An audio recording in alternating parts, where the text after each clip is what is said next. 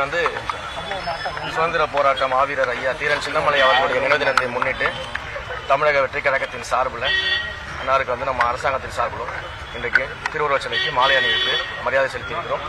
திருச்சி மாவட்டத்தில் இருக்கக்கூடிய அனைத்து சட்டமன்ற உறுப்பினர்களும் திருச்சியினுடைய பொறுப்பு அமைச்சர் என்ற முறையிலும் அதே போல துணை சபாநாயகர் அவர்களும் சேர்ந்து இன்றைக்கு அவருடைய உருவச்சிலைக்கு மாலை அணிவித்து மரியாதை செலுத்தியிருக்கிறார்.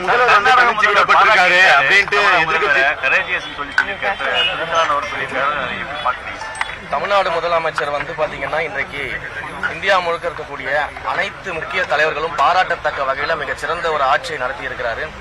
வரலாற்றிலேயே மிகச்சிறந்த ஒரு மாற்றத்தை, அரசியல் மாற்றத்தை இன்றைக்கு உருவாக்கி இருக்கிறாரு. மக்களுடைய பேராதரவோடு இன்றைக்கு ஆட்சி நடந்து கொண்டிருக்கிறது.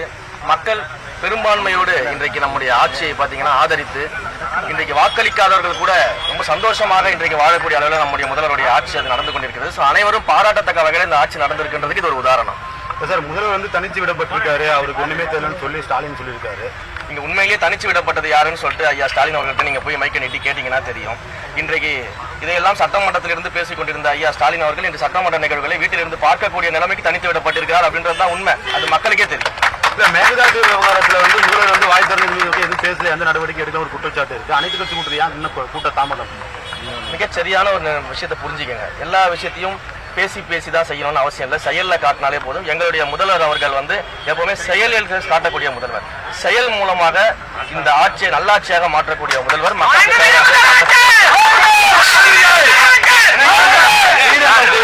ஆந்திராவை சேர்ந்த பெண் வந்து சாமி தரிசனம் வரும்போது அவர்கிட்ட 2000 ரூபாய் லஞ்சம் கேட்டதா சொல்லி அந்த பொண்ணு பேட்டி கொடுத்துருக்காங்க.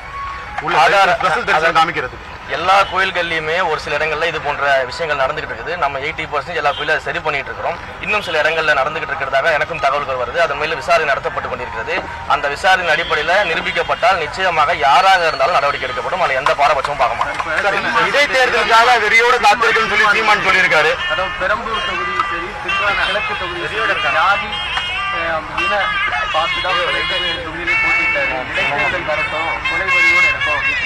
அவங்களும் வந்து 15 வருஷமா நானும் வந்து பயிற்சி பண்ணிக்கிட்டு இருக்கிறாங்க. இன்னமும் பயிற்சி பண்ணிக்கிட்டு இருக்கிறாங்க. முதல்ல வந்து இது போல வந்து வெறுப்பு அரசியலை விதைக்கிறது, வெறுப்பு அரசியல் பேசி வந்து ஒரு தலைவருக்கு எதிராக பேசுவது, இதையெல்லாம் விட்டுட்டு உண்மையிலேயே வந்து வெற்றி பெறுவதற்கான நோக்கத்தோடு பேசினார்னா நிச்சயமாக உள்ளாட்சி தேர்தலில் ஏதாவது ஒரு 2 இடத்துல அவர் வெல்வதற்கான வாய்ப்புகள் இருக்கு. அதை முயற்சி செய்யணும்னு அன்போடு கேட்டுக்கிறேன். காவிரி வந்து திருச்சியில இருந்தா கொள்ளிடம் வந்து புரியுது. தடுப்பணைகள் கட்ட வேண்டும் வந்து நீண்ட வருஷ கோரிக்கையா இருக்கும் விவசாயிகள். அந்த கோரிக்கைகள் எல்லாமே விவசாய சங்கங்களோட பேசி ஏற்கனவே நிறைய கோரிக்கைகள் கொடுத்திருக்கிறாங்க. அந்த கோரிக்கைகள் எல்லாமே சம்பந்தப்பட்ட அமைச்சர் அவர்களிடம் வந்து நம்ம கொடுத்திருக்கிறோம். அமைச்சர் அவர்கள் அதன் மீது வந்து ஆய்வுகளை பண்ணிட்டு இருக்கிறாரு. பட்ஜெட் நிதிநிலையை பொறுத்து எந்தெந்த திட்டங்களை எப்படி கொண்டு வரணுன்றதை அமைச்சர் அவர்கள் முடிவு செய்து நிச்சயமாக கொண்டு வருவார். சார், நான் ஒளியெல்லாம் இல்லை, என் மேலே தாவேக்கா வந்து பொய்யான வழக்குகளை தொடர்ந்து செந்தில் பதில் சொல்லியிருக்காரு. அதை சட்ட ரீதியை எதிர்கொள்வாங்க. சரி, அப்புறம் ஒளியிலன்னு சொல்லிட்டு எங்க காணாம போனாங்க எவ்வளவு நாளா? ஏன் வந்து தைரியமாக நிற்க வேண்டியதானே? ஏன் என்ன கோர்ட் என்ன சொல்றது, அந்த ப்ரொசீடிங்ஸ் எல்லாம் ஃபாலோ பண்ண வேண்டியதானே? அதெல்லாம் சும்மா வெளியில வந்து வீரத்துக்கு சொல்றது தான். ஆனா உண்மையிலேயே தப்பு இல்லைன்னா தைரியமா வந்து நிற்கு களத்தில் அதை சந்திக்க வேண்டியதானே? அதெல்லாம் வந்து அவங்க சும்மா ஒரு பேச்சுக்காக மீடியாவை பார்த்தா அதை பேசணுன்றதுக்காக பேசுவாங்க. நிச்சயமாக இந்த ஆட்சியை பொறுத்த வரைக்கும் ஊழல் செய்தவர்கள் யாராக இருந்தாலும் எங்கள் தலைவர் சொன்னது போல நாங்களும் ஊழல் செய்ய மாட்டோம், ஊழல் செஞ்சவங்களையும் விடமாட்டோம், நிச்சயமாக தண்டிக்கப்படுவார். நடவடிக்கை எடுக்கிறீங்க, ஆனாலும் உயர்மட்டத்தில் உள்ள அதிகாரிகளாம் தப்பிக்கிறாங்க, கீழே உள்ளவங்க மாட்டிக்கிறாங்க குற்றச்சாட்டு இருக்கு. அதை நீங்க அந்த எடுக்கிறது அப்படி கிடையாது சார். நம்ம எல்லாமே விசாரணைக்கு உட்படுத்துறோம். நீங்க வந்து உடனடியாக வந்து ஏதோ வந்து உயர் அதிகாரிகள் மட்டும் நம்ம விட்டுட்டு மற்ற எல்லாரையும் தண்டிக்கிறோம் அப்படிலாம் கிடையாது. முதல்ல வந்து எங்க ஆரம்பிக்குதோ அந்த இடத்துல விசாரணை நடத்தி அந்த ஆரம்ப நிலையில் இருக்கக்கூடிய அதிகாரிகள் மேல் நடவடிக்கை எடுக்கிறோம். அதற்கு பிறகு அந்த விசாரணையில யார் யாரெல்லாம் உண்மையிலேயே வந்து ஈடுபட்டிருக்கிறாங்கன்னு தெரிய வந்துச்சுன்னா அவங்க எல்லாருமே நடவடிக்கை எடுக்க தான் போறோம். எந்த இடத்துலையும் நாங்கள் நடவடிக்கை எடுக்க மாட்டோம்னு சொல்லலையே. எல்லா இடத்துலையும் விசாரணைகளை நாங்களே தானே முன்னிறுத்துறோம். விசாரணைகளை வந்து நாங்களே முன்னிறுத்தி நடத்துறோம். விசாரணை நடத்த சொல்லி கேட்கிறோம். அடுத்தடுத்த ஸ்டெப்புக்கு நம்ம கொண்டு போயிட்டு இருக்கோம். இது எல்லாமே நம்ம பண்ணிட்டு இருக்கோம் இல்லையா? ஸோ அதனால முதல்ல ஆரம்ப கட்ட விசாரணை போது அதை யார் செய்தார்களோ அந்த அடிப்படையில் இருக்கக்கூடிய அந்த அதிகாரிகள் மீது நடவடிக்கை எடுக்கப்படுது. தொடர்ந்து வந்து யார் யாரெல்லாம் சம்பந்தப்பட்டிருக்காங்க எல்லாருமே நடவடிக்கை எடுப்போம். எங்களுக்கு எந்த பாரபட்சமும் கிடையாது. சார், இந்து நலத்துறை சார்பாக நிறைய நடங்களா கடந்த ஆட்சி ஊழல் நடந்திருக்கிறதா ஒரு குற்றச்சாட்டு. வெள்ளை அறிக்கை வெளியிட நடவடிக்கை எடுக்கிறீங்க.